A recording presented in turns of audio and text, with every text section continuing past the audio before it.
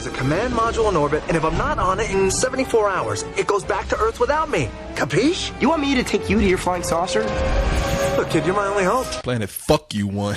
Damn. Well, we know how you felt. You came out with the big guns. ain't nothing to hold back on here. I think 51 was a score out of 100. That's high. I was about to say you aiming a little bit too high. That's halfway. That's kind of average. Rating on a curve. That's like a high rental or something. I don't think I'm going there. No. If anyone who's been in school remembers, 51 is a failing grade. That's true. Big old failing grade. That is one of those where you're like, 51, okay, that's half. I should at least pass, right? No.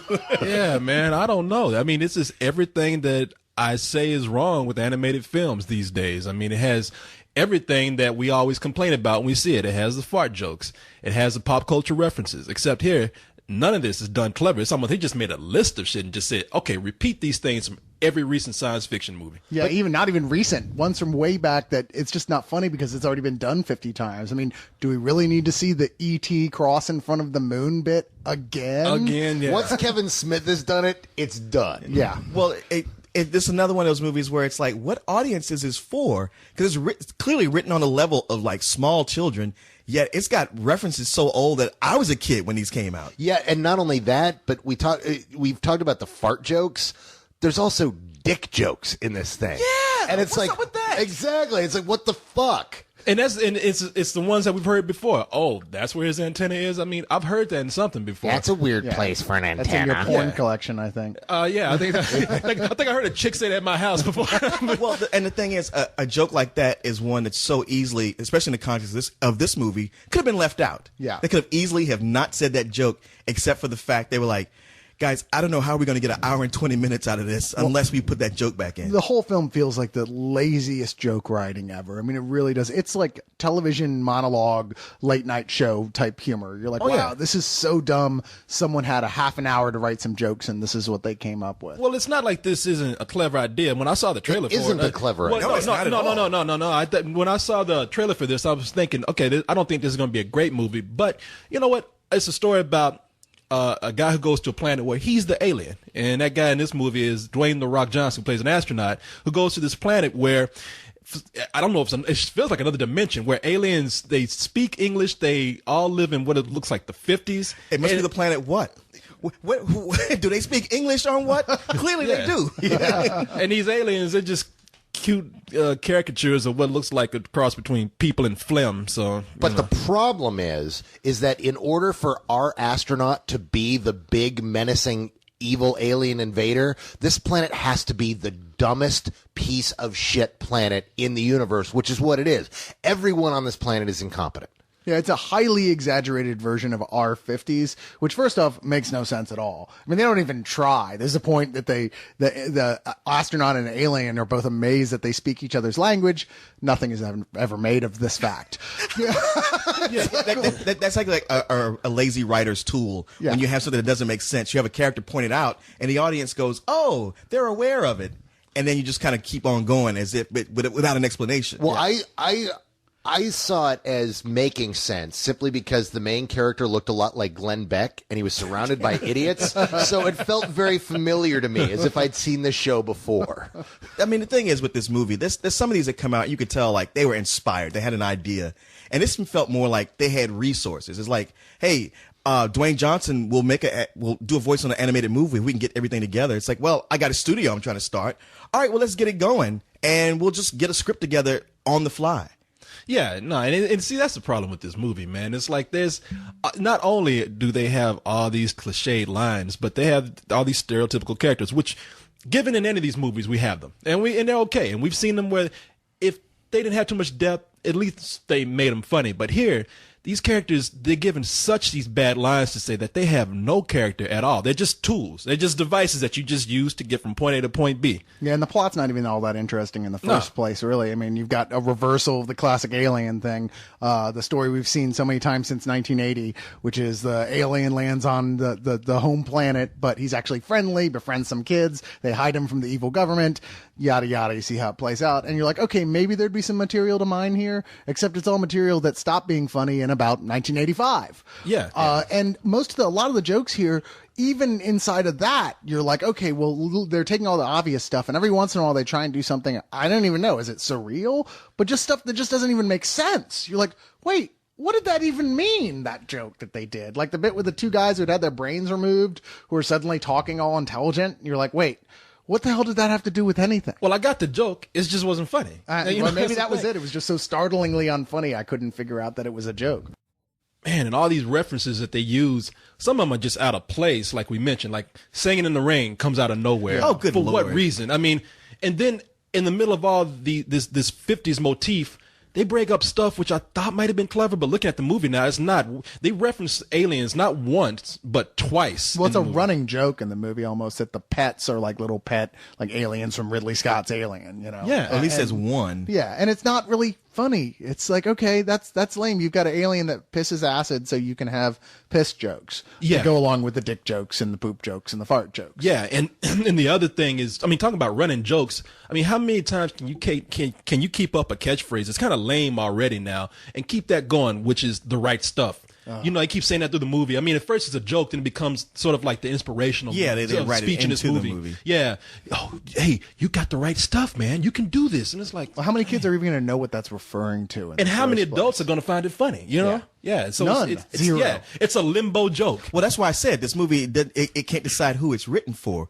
I mean, and they even throw in Terminator jokes. And like, Terminator doesn't really have anything to do with outer space. But they throw that in, and they take the one that was just beaten to death like a year after it came out, which is hasta la vista, baby. And it's like, come on, man. Really? Who was writing this shit? This is why I can't really support this film. I mean, because it's just not clever in any bit at all. It's very sloppy. And I can tell you where the movie fucked up. Where? When it started with the opening credits? Yeah. These aliens are supposed to be Earth's 50s culture, but they have hippies in it. That's 60s. Well, they might. Booyah! They It's might all have- over. They might have been beatniks. No, they were straight up hippies with afros and, you know, free love and all that Yeah, shit. tie-dye. Yeah, I smelled pot coming off the screen when they came up. I mean, you're right. Space pot. One guy talked like Shaggy from Scooby-Doo.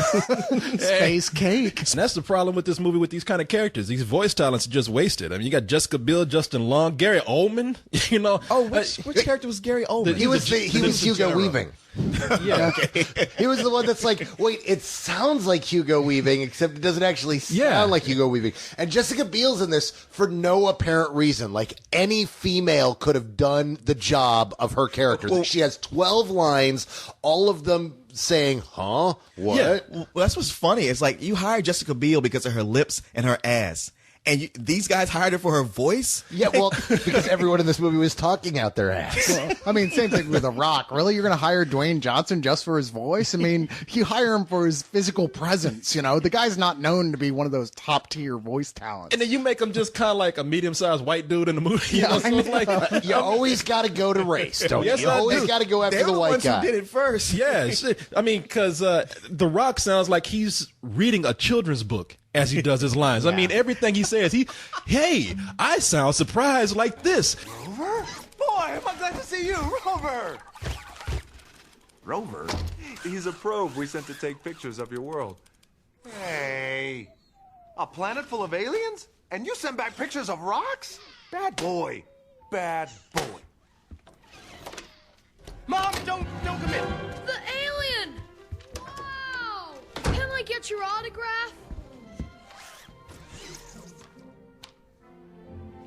And my Humaniacs poster? And my chest? Hey, how about a snapshot? The guy's a professional fucking wrestler in his first kids film. Well, okay. Well, No.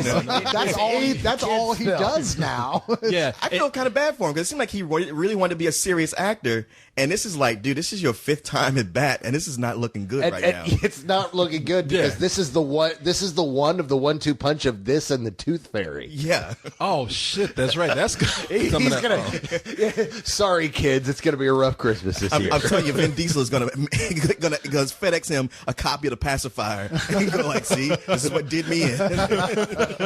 You don't hear from me these days, Oh, do you? are you kidding me? Vin Diesel is sitting around going, I can't wait. Finally, a drinking buddy. No, you know what? No. The Rock is going to be in his bed one night, and Vin Diesel's going to come to the window. I'm the ghost of unemployment future. I'm the ghost of badass past. Remember, I'm going to take you through your old movies when you were a hero. You'll be visited by me and, well, just me, but still it's fucked up, all right? Don't do it. And here's the script for Triple X3. You take this shit.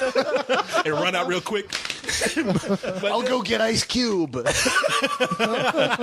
Ice Cube would be like, hey, I'm the one that made it work. Yeah, and I'm the one that can't act. Hey man, all we need is one more biracial action hero, and they can do the Expendables 2 in 15 Where's years. Jessica Alba? What you doing? Or at least what her lips and ass doing.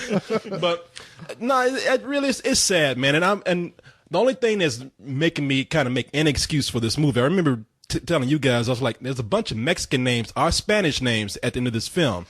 And You mean in the credits? In the in the credits. And there we go. there you are, right there. It was made in Mexico for like 2 pesos. I was gonna say it's the flea market of animated films. No, actually, this was made by. We're getting letters. Because we said flea market. Those motherfuckers make some of the worst knockoffs over there. We ain't done shit. We be getting the credit by saying this would be found on flea market. No, this was actually made by a studio in Madrid, Spain, and it was made by what sounds like a very talented director, a guy who's been in the game for a lot of years as a respected artist. A guy named, I think, well, let me see if I got his name right here. Is it Nacho Vigalondo? Yeah, yes, there you go. No, it's Senor. No, it's Pepe Lopez. no, it's Actually, see, you think I'm kidding about the name Nacho Vigalondo, but I'm not. Oh damn. yeah, that's the actual director. Time He's the Crimes. guy who Right? did Time Crimes. Yeah. Oh, okay. No, this is direct. No, it's not directed by Nacho. This is directed No, by. I was kidding. No, no. this is by Nacho Grande. No, I was gonna say this is It's by the one Spanish director our listeners know. It's this is by Enchilada Rodriguez. no, this is Jorge Blanco. And I read up on the guy, and it sounds like he's come on, George White? Serious. George White. Yeah, I'm changing the name That's a around. good It's really an idea. American dude. No, it's Jorge Blanco. I don't know if he changed his name or not, but sounds like a well-respected artist for like years. Had many shows. So I'm thinking that these guys made this over in Spain, and it was probably like the greatest animated movie ever. And they tried to translate it in Hollywood and just my watered God. that shit down. And this is something where, hey, look, this is like for some. I thought that was you clicking. That was you clicking. I'm like, who's the motherfucker? What motherfucker? God damn you motherfuckers. Who's clicking? Goddamn it! It's like, oh, it's me. No, this is a movie. I would even say this is like, I think little kids would be bored by this. I mean, this is for little kids, and you need to like. I'm saying rent this shit for them, but for me, this is some bullshit. Our theater saw this for free, and people were walking the fuck out. Yes, they were. In fact, there were some kids sitting right next to us who just couldn't stop screwing with stuff and fidgeting because it's just that dull. This is absolutely some old bullshit. I think that's maybe the first time I've said that about an animated film. I think it's the first time for me too. There's nothing here. Yeah, and no disrespect to the artist, because I thought the animation was decent, but Yeah, but that's not enough. no. Damn, I don't. That just sounds so harsh. I mean, some old bullshit. I mean, damn, I was completely bored in this movie. And yeah, it was so dull that there were kids like the ones who didn't walk out couldn't sit still. They couldn't be quiet. And there were a gang of kids who walked out of this. It was like about 5, 6, 7, 8, 9, 10, 12-year-olds who walked out all in a row and didn't come back. They looked pissed, too. Yeah. There's nothing to recommend about it, and yet I just don't think it's the worst thing ever. It's not. That's why we didn't give it a fuck this movie. Indeed. I mean, it's really bad on the heels of having like a bunch of great animated movies come out so recently, like Astro Boy and Cloudy with a Chance of Meatballs. It's And like Fantastic Mr. Fox. and y'all look at this and you're like, wow, that's the best you can do. I'm still going just low rental on it. I mean, I guess I just see some value. Wait, what is that? Is that a check from the studio I see in your pocket? Wow. Let me just throw hypothetically, if you had two girls, would you take them to see this movie? Probably. I mean, depending on their age. Or would you rent it for them and let them watch it at home? So Yeah, you would have to that's deal with the this thing. shit? I would never take them to see it, but I would rent it for kids because it's better than I don't know. Leon, what are y'all want me to say? Listen. We want you to say it was some old bullshit. No, I'm gonna give you a hard time because you always fucking with me about this kind of thing. Like, Because you give everything a goddamn matinee. It'd be different if I said like, yeah, this movie really sucked. I'm gonna have to go ahead and give it a matinee. I didn't do it today though, did I? No, you being real nice, man. You know, I've seen you give some movies some bullshit where it was kind of like, it's cool, it's all right, but you got mad about it. You can't get mad about this shit here. The thing that is wrong with every animated movie lumped up into one fucked up film. Yeah, what was good about this? What did you like about it? What gives it that go up to low rental rate over some old bullshit? It was fine. Fuck you guys. It's some old bullshit. Now I gotta give that check back. Well, it's a TriStar check, so it's only like $20. Granted, it's not an authentic review because we bullied you into saying that. But Works for me. yeah, it's all right. I'm down. Did You never gave. You actually said the words. Some old bullshit. Some old bullshit. Some bullshit. Some old bullshit. Like I say, I was fucking bored this whole goddamn movie, and the only thing worse than watching this movie was listening to the audience full of fidgety kids who were bored, listless, and that one guy sitting 5 seats over who laughed at every fucking joke. Oh shit! I thought that was Korey. I kept looking up, going, dude, you gotta be kidding me. That's what's funny. Is you were sitting on the other side of me, and I thought it was Cyrus who was sitting on the other side of Korey, and I kept looking over, and Korey just looked at me, going, "I don't know, man. I don't fucking know." No, he was like, "No, I'm trying to." And he was sitting next to me, and he was going, that's awesome. I was like, what? Oh, yeah, he was doing that. Are you watching something on your iPhone or something? man. Well, you can't be watching this movie. Jesus, kid, we told you about bringing Bo to these movies, man. What's going on with